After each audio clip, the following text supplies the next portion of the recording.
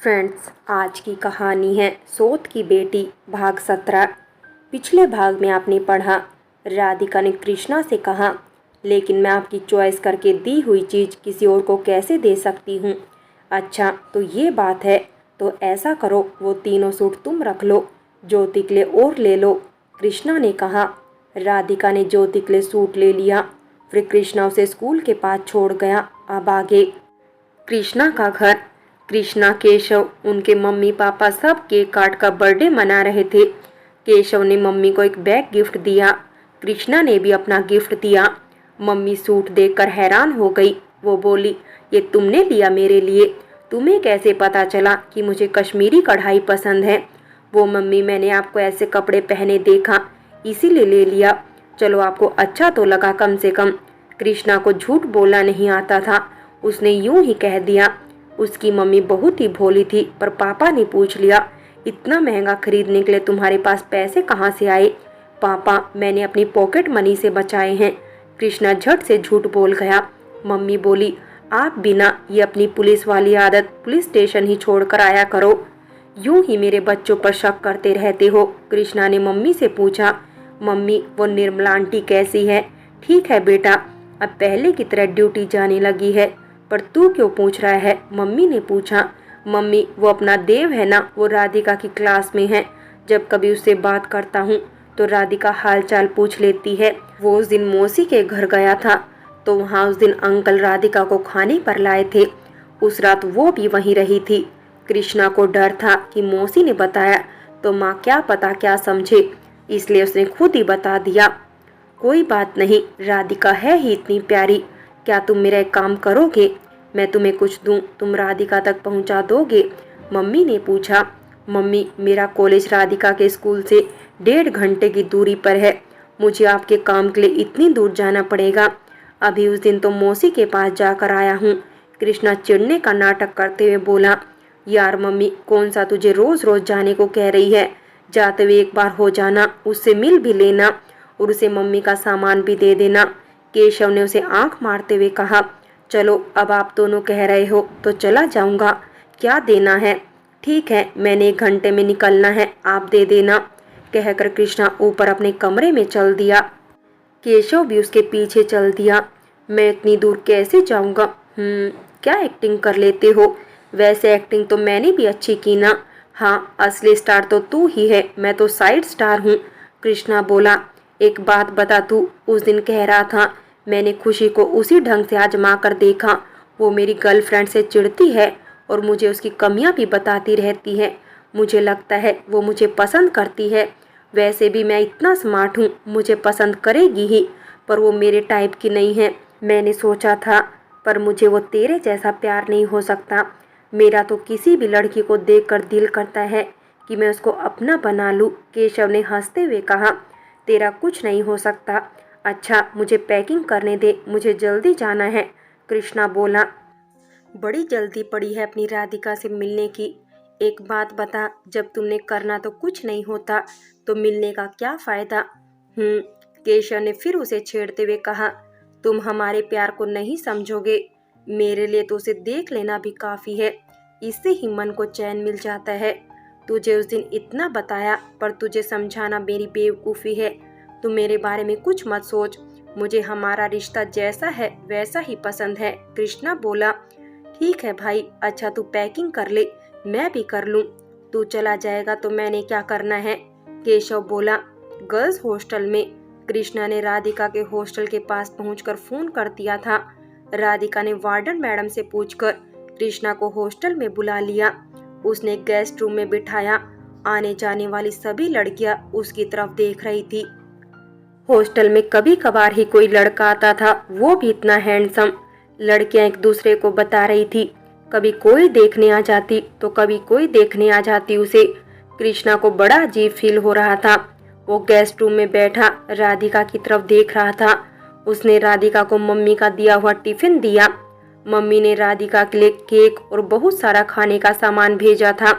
कृष्णा बोला, ये सब मम्मी ने भेजा है तुम्हारे लिए। तुम्हारा नंबर पूछ रही थी, मैंने कह दिया कि मेरे पास नहीं है, मैं देव से बात करता हूँ तो तुमसे भी बात हो जाती है। ये लो, मेरे फ़ोन से मम्मी से बात कर लो। कृष्णा ने मम्मी का नंबर मिलाकर राधिका को दिया। राधिका बोली, नमस्ते आंटी जी। आंटी जी, इतना कुछ भेजने की क्या ज़रूरत थी? चलो कोई बात नहीं, केक खाए हुए बहुत दिन हो गए थे, आज जी भर कर खाऊंगी। अरे हाँ आंटी जी, हैप्पी बर्थडे, आपको हर खुशी मिले। थैंक यू बेटा। कृष्णा गुस्सा तो नहीं है? अच्छा, इसमें ना एक ड्रेस है, मैं शॉपिंग करने गई थी, मुझे तेरे लिए पसंद आ गई, तू देख लेना, अगर पसंद ना आए तो वापस कर देना, हम चेंज कर लेंगे। वो क्या है ना, हम लेडीज एक दो बार अगर चीज़ दोबारा बदल ना ले तो मज़ा नहीं आता, कहकर मम्मी हंस पड़ी। राधिका ने बात करके फ़ोन वापस कर दिया। फिर कृष्णा से कहा, आपकी मम्मी बहुत अच्छी है, उन्होंने इतना सब कुछ भेजा है, ड्रेस भी कह रही थी भेजी है, देखूँ तो, कहकर वो ड्रेस निकाल कर देखने लगी। बहुत ही सुंदर पिंक कलर का गाउन था। उसने अपने लगाकर कृष्णा को दिखाया। कृष्णा ने प्यार से उसे देखा और बोला, बहुत सुंदर लग रहा है, पहनोगी तो ज़्यादा अच्छा लगेगा। राधिका ने मुस्कुराकर देखा और कहा, आप तो यूं ही मेरी झूठी तारीफ करते रहते हो, मुझे तुम्हारी झूठी तारीफ करके क्या मिलेगा? या मिलेगा? कृष्णा ने धीरे से उसके पास होकर शरारती लहजे में बोला।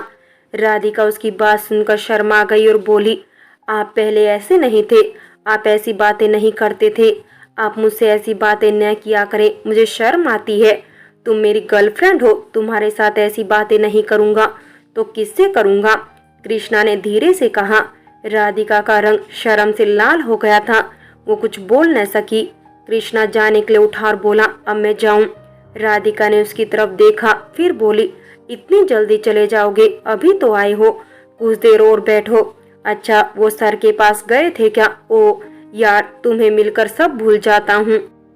मैं गया था सर के पास में, उन्होंने बुक के ये 25,000 रुपये दिए हैं, एक बुक और दे रहे थे, मैंने मना कर दिया, तुम्हारे एग्जाम आने वाले हैं ना, अब तो सब छोड़ दो, पैसे मुझसे ले लेना जितने चाहिए।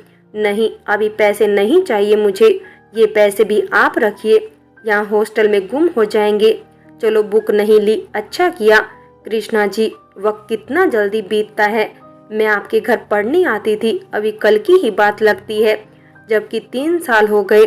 ओके, फिलहाल मैं अपने पास रखता हूँ, ज़रूरत हुई तो ले लेना। हाँ, हमें भी 3 साल हो गए एक दूसरे को जानते हुए, फिर तो सेलिब्रेट करना चाहिए, कहीं बाहर चले। कृष्णा बोला, नहीं, अब एग्ज़ाम के बाद ही मिलना होगा, 2 हफ्ते वेट कीजिए, फिर जहाँ कहेंगे चलूंगी, मेरा सारा टाइम आपका। राधिका बोली, अच्छा जी, याद रखना फिर। कृष्णा बोला। फिर कृष्णा चला गया। राधिका अपने रूम में आई। ज्योति भी क्लास लगाकर आ गई थी। राधिका ने उसे बताया कि कृष्णा आया था और ज्योति को सब कुछ दिखाया। ज्योति गाउन देखकर हैरान रह गई। राधिका, तुझे पता है ये कितने का होगा? 3,000 का। सच में कोई गिफ्ट में इतनी महंगी चीज देता है? सच में आंटी तुझे बहुत पसंद करती है, तुझे किसी बात की चिंता नहीं होगी। तेरी सास अगर तुझे प्यार करती है तो सब ठीक होगा, ससुराल में राज करेगी राज। कृष्णा भैया और क्या कह रहे थे? तू मुझे क्यों नहीं साथ लेकर गई? बात क्या थी आखिर? ज्योति उसे छेड़ते हुए बोली, अरे तू यहाँ थी ही नहीं और बात क्या होनी है, अगर तू होती तो तुझे लेकर ही जाती। राधिका बोली, अच्छा जी, ऐसा क्या करना था जो मुझे नहीं लेकर गई? ज्योति उसे गुदगुदी करते हुए पूछ रही थी, हमने क्या करना था, दरवाजा तो खुला था और बाहर इतने लोग आ जा रहे थे। राधिका ने हंसते हुए और ज्योति को हटाते हुए कहा, ओ अगर दरवाजा बंद होता तो क्या करते? बोलो बोलो। ज्योति से छेड़ते हुए बोली, हाय ज्योति, छोड़ना मत कर यार, तुझे बताया तो था कि हम कुछ नहीं करते, हम अच्छे बच्चे हैं और कृष्णा जी तो बहुत ही अच्छे हैं, मेरी मर्जी के खिलाफ वो कभी कुछ नहीं करेंगे। राधिका बोली, धत तेरे की, सारे मजे का कचरा कर दिया, तू झूठ ही कह दे कि हम ये करते हैं हम वो करते हैं। ज्योति बोली, अच्छा दादी अम्मा, हम ये करते हैं हम वो करते हैं, खुश अब, चल अब बैठ के पढ़ ले। फिर कहती है, मेरा ये रह गया मेरा वो रह गया। राधिका ने बात टालने के लिए कहा, यार सच में तुम दोनों मेड फॉर ईच अदर हो, तुम्हें मिले हुए 3 साल हो गए, अभी तक हाथ पकड़ना या माथे पर किस करने तक पहुँचे हो, और मेरा बॉयफ्रेंड होता तो लिप किस तो 2 साल पहले ही कर लेती। ज्योति बोली, तू चुप कर, किसी ने सुन लिया तो हमारे बारे में क्या सोचेगा। राधिका बोली, यार तू पता नहीं किस जमाने की है और उसी जमाने के कृष्णा भैया से दोस्ती कर ली, कहीं तुम मेरा उल्लू तो नहीं बना रही। ज्योति बोली, तू चुप करके पढ़ ले और मुझे भी पढ़ने दे, समझी, अगर मेरा एक भी नंबर कम आया तो कृष्णा जी नाराज हो जाएंगे। कहकर राधिका बुक लेकर पढ़ने बैठ गई। तू और तेरे कृष्णा जी, ज्योति बोली, और वो भी पढ़ाई करने लगी। उस दिन के बाद कृष्णा और राधिका पढ़ाई में बिजी हो गए। तीसरे एग्जाम के वक्त से देव और नव्या उसकी ज्यादा ही केयर करने लगे। उसकी पढ़ाई का, खाने पीने का पूरा ध्यान रखने लगे। दोनों से पूछते रहते कि ठीक है, कोई दिक्कत तो नहीं है ना। शुरू में उसे अजीब लगा, फिर उसने ध्यान देना ही छोड़ दिया। लास्ट एग्जाम देकर बाहर आने के बाद जब राधिका फ्री हुई तो उसने कृष्णा को फोन किया। हेलो कृष्णा जी, क्या हाल है? मेरे एग्जाम खत्म हो गए, अब मैं बिल्कुल फ्री हूँ। अब कहिए कहाँ जाना है? मैंने वादा किया था ना, अब पूरा कर रही हूँ, बाद में मत कहना कि भूल गई। राधिका ने खुश होते हुए कहा। उसे कृष्णा पर पूरा भरोसा था, वो उसके साथ कहीं भी बेझिझक जा सकती थी। कृष्णा कुछ देर बाद बोला, राधिका सॉरी, मैं तुम्हें फ़ोन करने ही वाला था। वो बात ये है कि मुझे कॉलेज की तरफ से लंदन स्टडी के लिए भेजा जा रहा है, मुझे कल ही जाना है। राधिका भी सुनकर चुप हो गई, फिर बोली, आप मेरे साथ मजाक कर रहे हैं ना? आप पहले भी बेंगलोर जाने की बात कर रहे थे, मुझे रुलाना चाहते हो तो कोई नया बहाना लेकर आओ। अब ऐसी बातों पर मैं विश्वास नहीं करती। राधिका, मैं सच कह रहा हूँ, इस वक्त मैं घर पर हूँ मम्मी पापा के साथ में। असल में मुझे भी नहीं पता था, कॉलेज वालों ने पापा से बात की और पापा ने हाँ कर दी। मुझे किसी ने नहीं पूछा, मुझे हफ्ते पहले ही पता चला। तुम्हें उसी दिन बता देता, पर तुम्हारे एग्ज़ाम थे इसीलिए नहीं बताया। मैं नहीं चाहता था मेरी वजह से तुम्हारे रिजल्ट पर असर पड़े। देखो मेरी चिंता मत करना, तुम मन लगाकर पढ़ना। कृष्णा ने उसे बताया। कितने दिनों के लिए जा रहे हो, कब वापस आओगे? क्या मैं आपको मिल नहीं सकती? राधिका के आंसू बह निकले। फ्रेंड्स, बाकी की कहानी अगले भाग में देखें। और अगर कहानी अच्छी लगी हो तो लाइक करें, शेयर करें और प्यार भरी कहानी चैनल को सब्सक्राइब करें।